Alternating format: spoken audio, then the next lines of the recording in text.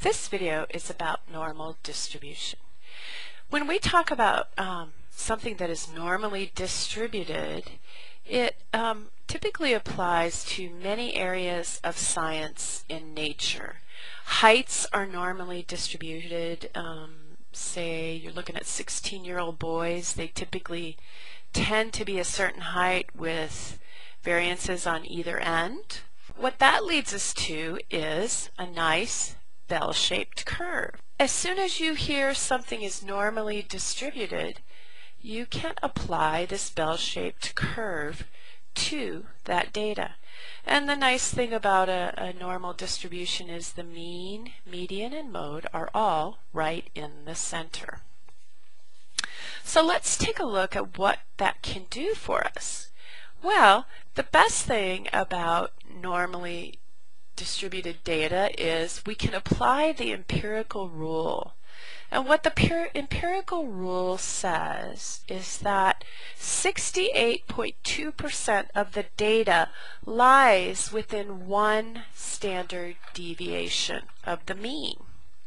So if we look at the mean in our graph here, it should be all that data there. And 95.5% of the data lies within 2 standard deviations, and 99.7% of the data lies within 3 standard deviations. So let's take these numbers and apply them to our bell curve. So here's our nice bell curve, and we've got our mean, x bar, in the middle. And whatever S happens to be, we go one measure of that in each direction. And what the empirical rule says is that 68.2% of all the data lies within those 2 lines. Now if we go out an additional standard deviation in both directions, in other words, x bar minus 2s, x bar plus 2s, then we have 95.5% of the data. And if we go an additional standard deviation away, we end up with 99.7% of the data. So almost all of it lies within 3 standard deviations from the mean. So how do those percentages apply to probability? Well, 100% equates to a probability of 1. So it's 100% certain that one piece of data is going to lie underneath that curve somewhere. So that would be a probability of 1. So using that empirical rule, converting those percents to probabilities, we have that 0.682 is the probability that data lies within 1 standard deviation of the mean. The next one, 0.955, is the probability that data lies within 2 standard deviations of the mean, and 0.997 is the probability that data lies within 3 standard deviations of the mean. So now let's take a look at an example and see how we can put all this together. So here's my question. Assume the cholesterol levels of men in the U.S. are normally distributed. Right there. That means draw your bell curve. With a mean of 215 milligrams per deciliter and a standard deviation of 25 milligrams per deciliter. If you randomly select a man in the U.S., what is the probability that his cholesterol level is between 165 and 190? So the first thing we're going to do is we're going to draw that bell curve, and we're going to put on all the marks associated with 1 standard deviation, 2, and 3 standard deviations away from the mean.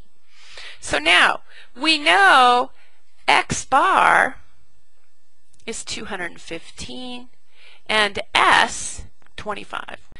I'm going to calculate these values so that I know the numbers that apply to each of those empirical rule locations. So I go ahead and I calculate them all, and sure enough, these are the two of interest to me. I'm looking for the data, the probability that a male is going to land between 165 and 190 milligrams per deciliter for his cholesterol level. Let's look at only this half of the curve. We know that from here to here is 0.682 is the probability. And we know from within 2 standard deviations, 0.955 is the probability that someone will land in there. And we know that within 3 standard deviations, the probability is 0.997.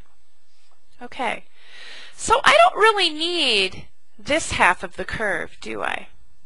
So let's go ahead and let's calculate half from here to here and here to here. I don't really care about this guy because these are the pieces I'm interested in. So let's go ahead and recalculate those values. So now I have this piece on the half of the curve is going to be half of 0.682 or 0.341. And from the mean, it's going to be half of 0.955 or 0.4775. So if I have 2 pieces and I want to subtract one from the other to get the remainder, I go ahead and do exactly that. To find the probability of the shaded region, I'm going to take the 0.4775 and subtract from it the 0.341. And I get a probability of 0.1365. And that is how you use the empirical rule and normal distribution to solve these types of questions.